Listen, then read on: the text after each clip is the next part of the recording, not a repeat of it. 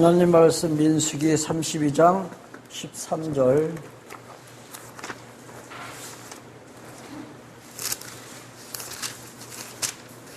민수기 32장 13절 되겠습니다.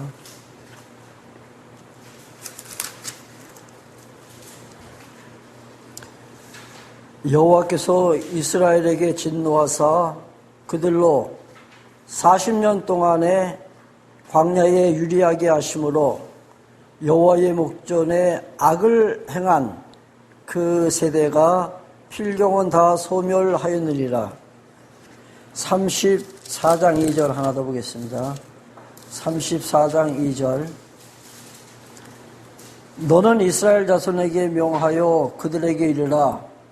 너희가 가나안 땅에 들어가는 때에 그 땅은 너희의 기업이 되리니 곧 가나안 사방 지경이라. 아멘.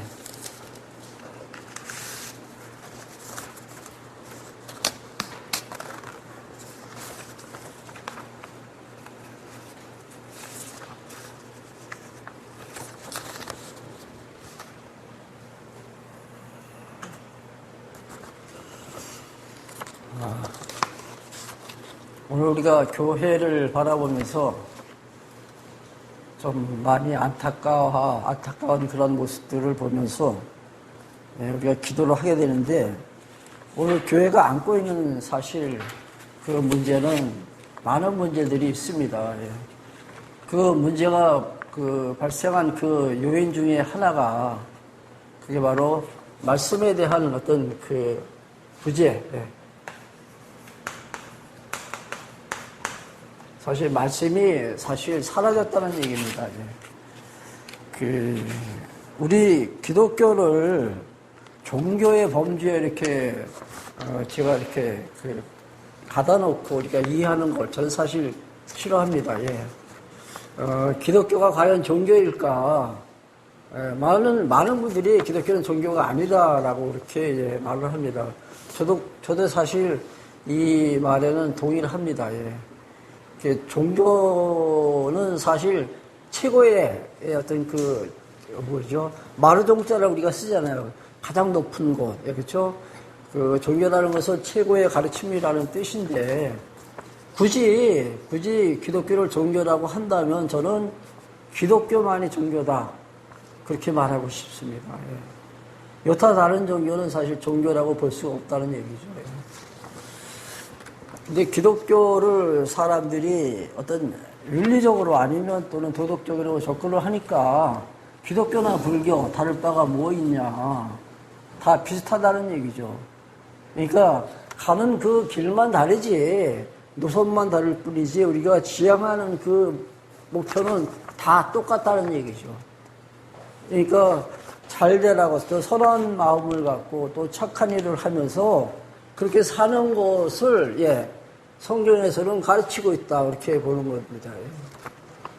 이게 우리 기독교가 사실 다른 여타의 그 종교와 다른 것은, 사실 성경 말씀은 하나님의 언약과 이 성취의 구조로, 그렇죠? 우리 너무 이제 잘 알고 있습니다. 이러한 구도로 성경에 기록되어 있는데, 어느 종교에도 저렇게 신이 이렇게 예언을 하고 그 예언을 이룬 그러한 내용이 기록된 그 종교는 아무 데도 없습니다. 그렇죠? 없어요. 하나님만이 약속하시고 그 약속을 이루어가신 그 내용이 성경에 기록되어 있다는 거죠. 그래서 우리가 이제 자부하는 것은 바로 우리가 배우는 이 신학, 성경 신학이라고 하잖아요. 성경 신학은 성경을 볼 때 입체적으로 우리가 봅니다. 입체적으로. 그러니까 이런 구도로 입체적인 시각으로 성경을 보니까 그 성경에 하나님의 모습이 나타나는 거죠. 근데 일반적으로 우리 보수 신학에서도 마찬가지예요, 보는. 그래서 성경이 어떤 사건 중심으로 성경을 바라봅니다. 그 창세기 보니까 창조의 사역이 있으니까 창세기는 창조의 역사다. 출애굽기는 이제 이스라엘 백성들이 애굽에서 탈출한 내용이고, 이렇게 쭉 나가는 거죠. 홍해 사건이라든가 이스라엘 백성들이 이제 왕국을 건설하죠. 예, 이스라엘. 그러나 이제 저들이 바벨론의 포로로 잡혀가고 뭐 다시 귀환하고 이 등등의 이 사건들을 쭉 이렇게 수평적으로 나열할 뿐이지 이 사건과 이 사건이 이렇게 연결을 못 시켜나갑니다. 일반 보수신학에서. 근데 우리는 여기 다 이 고리가 있잖아요, 이렇게. 이 고리가 있으면 이 고리를 쭉 연결해가지고 어디까지 이어가냐 하면은 예수님. 더 나아가서는 이제 우리가 요한계시록까지 이렇게 이 성경 고리에다가 이렇게 쭉 연결을 시켜가지고 우리가 성경을 보잖아요. 그렇죠? 이걸 이제 맥락이라 그래요. 맥락. 그렇죠? 맥을 짚어서 성경을 본다는 얘기죠. 이게 우리의 자랑입니다. 이렇게 성경을 보니까 어떤 단일한 하나의 주제가 나오는 거예요. 하나님은 여호와시다. 그렇죠? 이 중심 사상을 각 성경에다 이렇게 다 연관을 시키는 거죠. 어느 하나도 이렇게 떨어져 나가면 안 돼요. 이 중심 사상에 다 이렇게 연결이 돼서 성경이 요한계시록까지 계속 이렇게 이어져 나간다는 얘기입니다. 그래서 이제 하나의 그 주제를 놓고 논리적인 통일성에 의해서 성경을 이제 풀어나가는 것이 우리 성경 신학입니다. 그러니까 이 주제를 설정했다 할지라도 이걸 논리적으로 입증을 해나가야 되잖아요. 근데 여기에 논리에 통일성이 있어야만 이게 진리라고 말할 수가 있다는 얘기죠. 제가 서두에서 좀 이렇게 좀 시간을 잡는 이유가 있습니다. 지금까지 우리가 창세기서부터 지금 여기까지 나왔어요. 민수기까지. 오늘 아마 민수기 다 끝날 것 같습니다. 제가 이렇게 쭉 이제 그 주보를 보니까 한 60회 정도, 70회 정도 이렇게 했더라고요. 창세기서부터 여기까지. 우리는 계속해서 맥을 짚어가면서 지금 성경을 보니까 하나님은 정말로 오늘도 살아 존재하시는, 실존하시는 하나님이구나. 그 하나님께서 하시는 약속이 지금 이렇게 이루어지고 있다. 하나님께서 최초에 아담을 만드시고 아담에게 약속하셨잖아요. 그렇죠? 그 약속 우리가 너무나도 잘 알고 있는 3대 언약입니다. 창세기 1장 28절에 나오는 그 유명한 말씀. 이게 성경 전체를 갖다 풀어나가는 하나의 키워드라 했죠.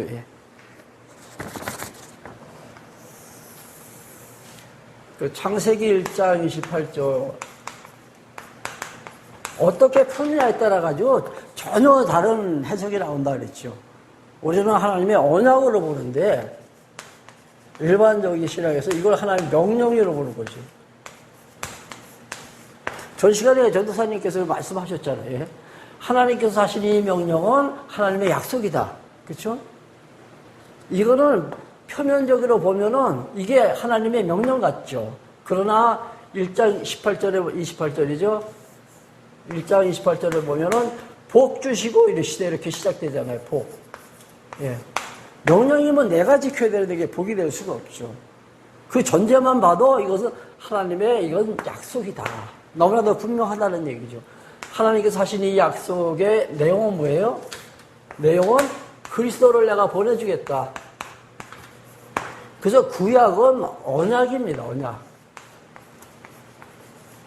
무엇에 대한 언약이냐면 메시아를 보내주시겠다는 하나님의 약속이라는 얘기죠. 그리고 이 약속이 이루어진 것이 바로 신약에서 말하는 성취의 내용이에요. 그러니까 이 언약과 성취의 구도를 통해서 하나님은 오늘도 살아 존재하신다. 근데 그 하나님은 천지를 창조하신 전능자시고 나를 죄 가운데서 아담이 타락했을지라도 하나님께서는 창세전에 하신 그 약속 때문에 아담의 죄를 덮어주시잖아요. 그렇죠? 그러니까 그 하나님은 긍휼에 풍성하신 하나님이시고 등등 해가지고 하나님의 속성들이 나온다는 얘기죠. 다시 한번 씁니다. 이 여호와라는 이 이름을 우리는 늘 기억하면서 살아야 돼요. 항상 잊지 말고. 또 제가 늘 기도할 때마다 오늘도 하나님 여호와 되심을 잊지 않고 기억하면서 살게 해주세요. 이 기도를 합니다. 왜? 살다 보면 좀 어렵고 힘들 때 짜증나고 불평하잖아요. 그렇죠? 걱정하고 근심한다는 얘기죠. 그 순간 나는 지금 무엇을 잊어버리고 있어요? 하나님 여호와 되심을 잊고 있다는 얘기죠. 하나님께서는 당신이 세우신 뜻, 그렇죠? 이 뜻대로 하나님께서 이루어 가시는 거예요. 내가 아무리 발버둥쳐도, 내가 아무리 하나님께 매달려도 하나님의 뜻은 절대로 번복되지 않습니다. 그렇죠. 제가 오늘 그 찬송 부를 때, 내 주여 뜻대로 행하시옵소서, 이 찬송을 고른 이유가 있습니다. 우리 찬송은 사실 그렇게 불러요. 예. 그러나 살아가면서 문제가 나에게 당면하면, 그때 순간적으로 하나님 여호와 되심이 생각이 안 나는 거예요. 야, 큰일 났다. 이제 어떻게 하지? 이 어떻게라는 방법을 생각하기 전에 무엇을 생각하자 그랬어요? 왜? 그렇죠? 왜 하나님께서 이렇게 섭리하실까? 이걸 먼저 우리가 생각해야죠. 왜 하나님께서 나에게 어려움을 주셨을까? 한번 대답해 보세요. 왜? 정신 차리라고? 그렇죠. 하나님 여호와 되심을 다시 한번 상기하라고, 기억하라고. 우리 순간순간 항상 떠올리면서 살아야 돼요. 여러분들 여호와라는 이름이 하루에 몇 번이나 생각하나 아십니까? 하루에 몇 번 정도 생각하시나요? 최소한 한 서너 번 하실 것 같아요. 아침에 일어나서 저녁에 잘 때, 그렇죠? 그 살아가면서 또 한 식사 때라든가 가끔씩 생각나겠죠. 우리는 늘, 그래서 주의 말씀을 내 입에 달고 사는 겁니다. 하나님께서 이제 아담에게 이렇게 하신 이 약속이 타락으로 말미암아 어떻게 돼요? 이 약속이 취소됩니까? 아니라는 얘기죠. 그러면 그분이 여호와가 될 수 없습니까? 하나님은 한 번 하신 약속은 반드시 이루십니다. 타락과 무관하게 하나님은 메시아를 보내주신다는 거예요. 이게 우리가 그동안에 한 60회, 70회에 걸쳐서 공부한 내용들이에요. 오늘은 단원이 바뀌기 때문에 전 복습하는 겁니다. 지금까지는 하나님께서 약속하신 3대 언약 가운데 자손 번창, 그렇죠? 자손을 번창시켜 주겠다고 하신 이 약속이 어떻게 이루어졌는지, 이 약속을 이루어가시는 하나님의 섭리에 대해서 우리가 민수기 30장까지 해서 공부한 겁니다. 오늘 이제 31장부터 민수기 36장까지는 이제 땅 언약, 그렇죠? 두 번째가 내가 땅을 주겠다 말씀하셨잖아요. 이 땅 언약이 어떻게 이루어져 가는가? 여기에 대해서 우리가 살펴볼 거예요.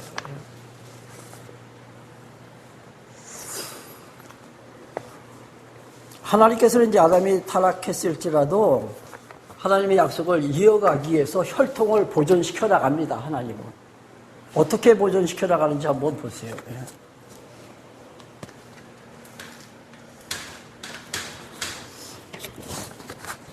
아담 그 다음에 아벨, 그렇죠?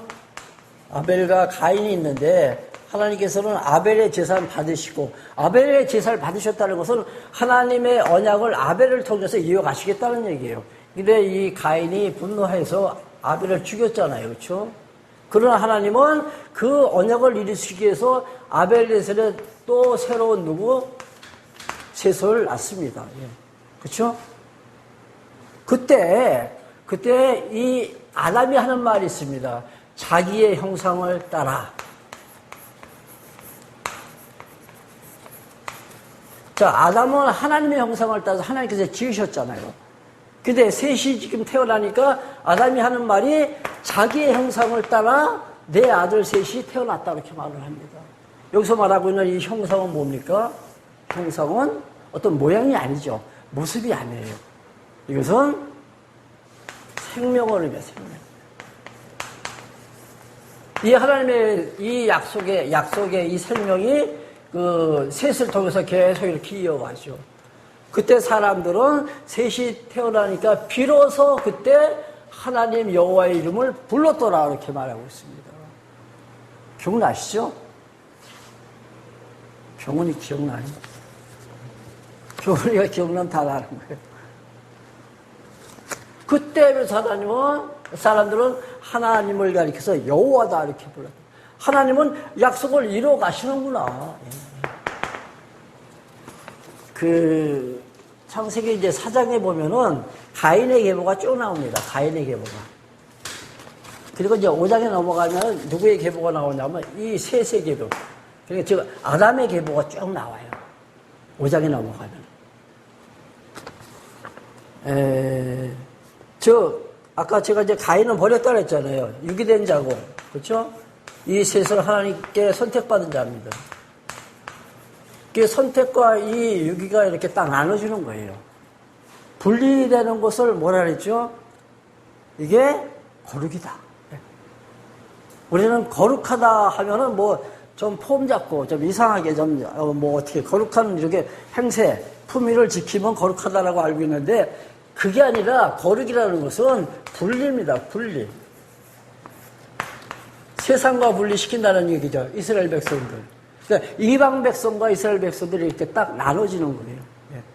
그러니까 이 가인과 셋을 갖다 이렇게 딱 분리시켰죠.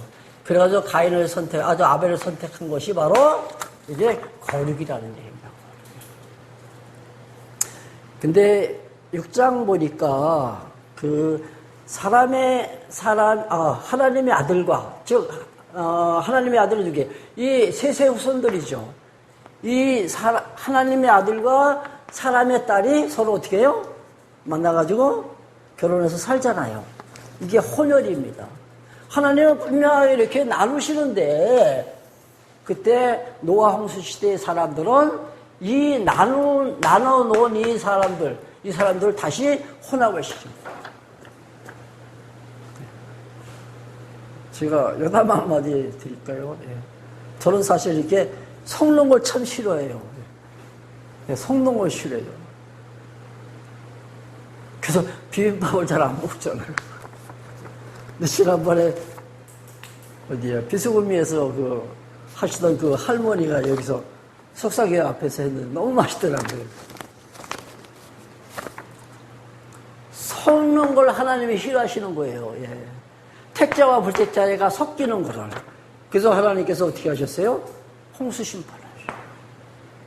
그래서 다시 혈통을 교체시킵니다. 자, 우리 민수기 공부하면서 광야에서 세대를 교체시켰는데 이 당시에는 이제 혈통을 갖다 교체시키는 거예요. 섞여진 사람들 다 하나님께서 이제 물로 수장시키고 그리고 노아와 그 식구, 8식구만 하나님께서 구원하시죠. 그들을 통해서 또 하나님의 이 약속을 또 이어가십니다. 계속 또 이어. 그래서 이제 11장 보면, 창세기 11장 보면 이제 노아의 아들, 한번 이름 한번 내보실래요? 노아의 아들. 함, 셈, 야벳. 그 세 아들 중에 하나님께서는 누구를 선택하세요? 셈, 그렇죠? 셈족을 하나님께서 선택하시고 이 셈의 후손 가운데 누가 등장하냐면은 아브라함이 여기서 등장합니다. 셈의 후손 가운데서. 11장 26절 보시면 이제 베라는 70세에 아브라함과 나홀과 하란을 낳았더라. 그래서 이제 11장 마지막 부분에서 이제 아브라함이 등장하면서 12장 넘어가니까 하나님께서 아브라함에게 언약하시죠.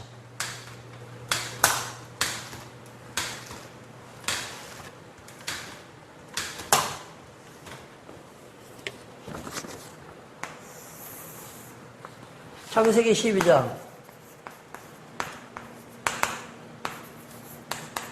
아브라함을 부르시고 이제 그에게 또 역시 똑같은 복을 약속하십니다. 언약하시는데 그 내용은 세 가지 똑같죠. 자손과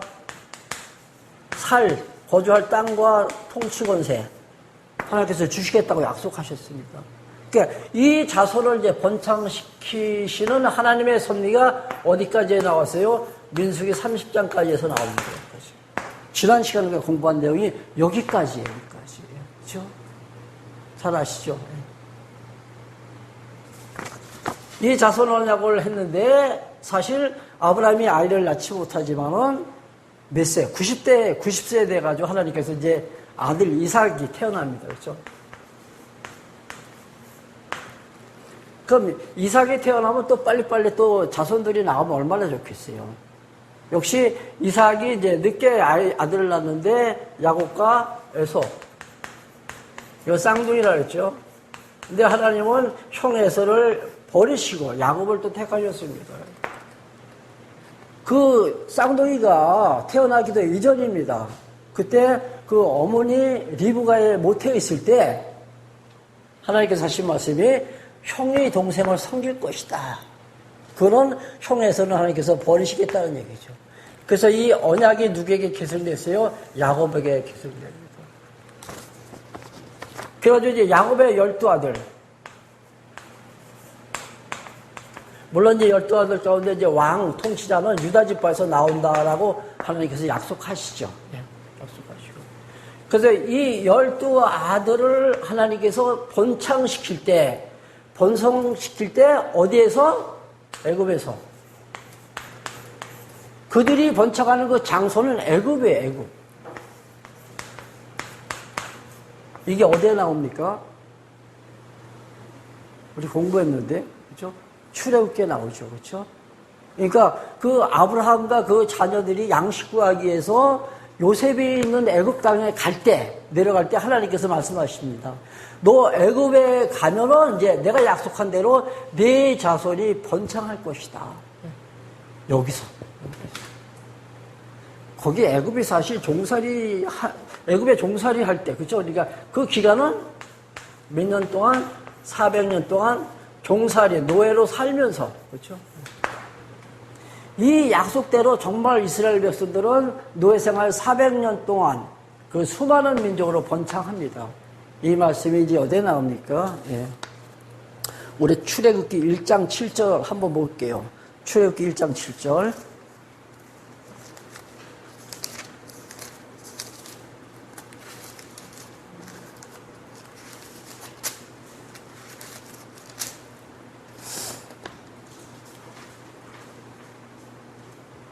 일장 6절부터 볼게요. 6절. 요셉과 그의 모든 형제와 그 시대의 사람은 다 죽었고 이스라엘 자손은 생육이 중다하고 번식하고 창성하고 심히 강대하여 온 땅에 가득하였더라. 400년 동안 이스라엘 백성들이 애굽 천지에 이렇게 가득히 번성한 거예요. 그래서 이스라엘 백성들을 하나님께서 이제 약속했던 가나안으로 인도하실 때 하나님이 말씀하십니다. 출애굽기 6장 보시면 6장 7절. 이런 규절은 여러분들 꼭 이렇게 기억을 하세요. 6장 7절 보면 하나님께서 뭐라고 말씀하십니까? 너희는 내 백성이고 나는 너희의 하나님이다. 그러니까 출애굽기 주제가 백성 삼으시는 여호와라 했잖아요. 그렇죠? 너희는 내 백성이고 나는 너희의 하나님이라는 얘기죠. 이스라엘 백성들은 하나님을 가리켜서 내 아버지. 하나님은 이스라엘 백성들을 가리켜서 내 자녀다. 그렇게 말씀하십니다. 그리고 또 하나가 있습니다. 그것은 19장. 출애굽기 19장 7절. 19장 7절. 7절 보면은 이스라엘은 제사장 나라다. 그것도 다 기억나시죠? 이스라엘 백성들을 가리켜서 이 백성은 제사장 나라다. 제사장.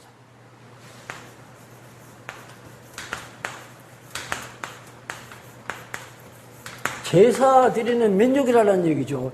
이 제사는, 자, 6장 7절에서 하나님과의 관계를 하나님께서 설정하십니다. 그렇죠? 너희 부자 관계, 그렇죠? 그리고 나는 너희 하나님이고 너희는 내 백성이라 이 관계를 설정하신 다음에 19장 7절을 보니까 이제 제사 드리는 나라. 제사는 무엇을 의미합니까? 이 관계를 유지시키는 거죠. 그렇죠? 이스라엘 백성들이 잘못할 때, 범죄할 때 하나님께서 그 죄를 덮어주시기 위해서 제사드리라고 말씀하신 거죠. 관계를 유지시키기 위해서 하나님께서는 그들에게 제사 드릴 수 있는 특권을 주신 겁니다. 이방 민족과 달리. 그래서 제사 드리기 위해서는 어디에서? 성전에서.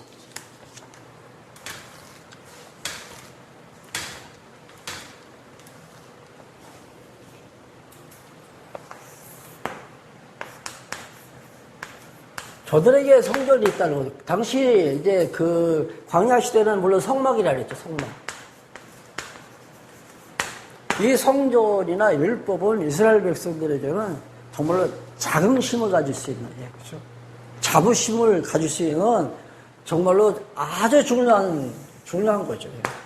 성전에서 하나님을 만나니까 여기서 그래서 우리가 회막, 하나님 만나는 장소다. 어디? 성전 안에 법궤. 거기 하나님 임재하시는 장소라 그랬잖아요. 법궤가.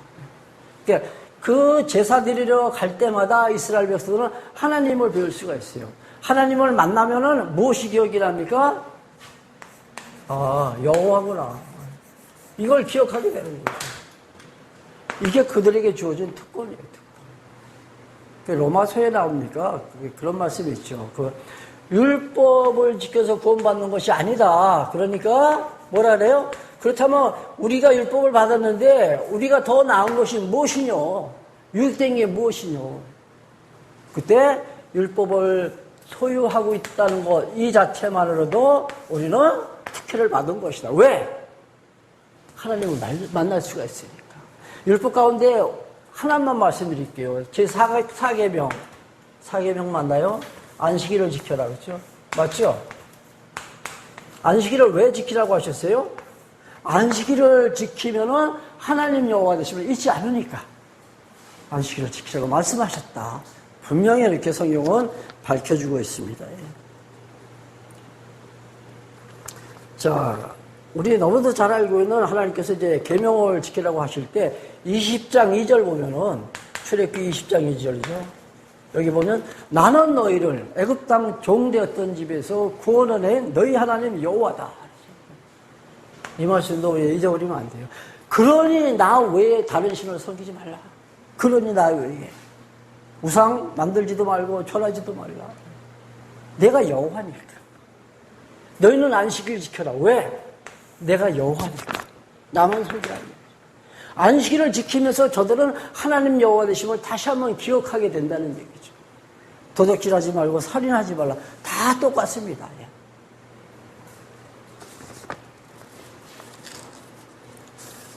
레위기 21장 8절. 자, 이렇게 하나님께서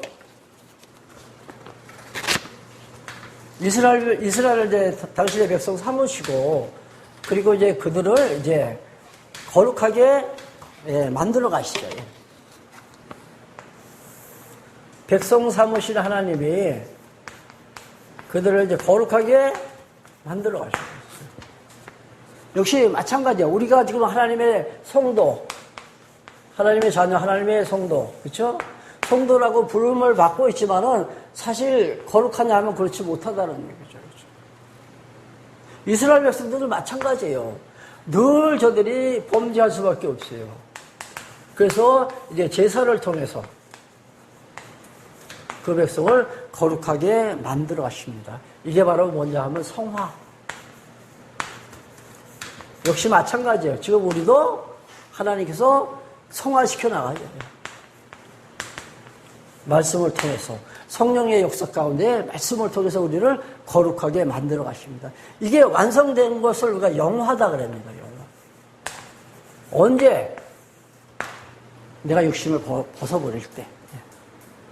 내 안에는 두 가지 마음이 있는데 하나는 육체가 요구하는 대로 살아가는 육체의 소욕과 성령께서 원하시는 아름다운 성령의 마음이 있습니다. 그러니까 육체를 벗어야만이 육체가 요구하는 그 더러운 것들이 다 사라질 거 아니에요.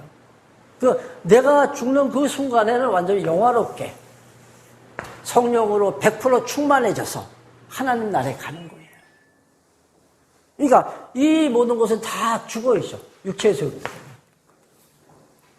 그래서 레위기에서는 이제 그 거룩하게 하시는 여호와라는 주제로 우리가 공부를 했습니다. 여기까지가 이제 보면 이론 교육. 이론 교육이라. 이제 머리를 우리가 많이 이제 듣고 이제 배웠잖아요. 아는 게 많다는 얘기죠. 사실 우리 성경 신학하고 있는 우리 성도들, 저를 포함한 우리 모두, 우리가 꼭 경계해야 될 게 있습니다. 나 이제, 많이 안다. 어디 가서 여러분들 안다라고 이렇게 말씀하지 마세요. 알긴 뭘 합니까? 죄송합니다. 저도 마찬가지예요. 우리 전도사님 한 40년 동안 공부했다고 하시는데, 저도 한 30년 했잖아요. 30년. 할 만큼 했다는 얘기죠. 근데 요즘에 더 새삼스럽게 느끼는 게 뭐냐면은, 내가 공부를 하면 할수록 점점 더 모르는구나. 모르는 게 더 점점 더 많이 보이는 거예요. 공부를 하니까. 내가 한 만큼, 공부한 만큼 이제는 그 무지의 세계가 이제 좀 좁혀져야 되잖아요. 아니에요. 반대 현상이에요. 내가 배우니까, 나는 너무 몰라. 이렇게 우리가 바뀌어야 돼요. 이렇게 바뀌어야 돼요. 우리가 공부하기 시작할 때,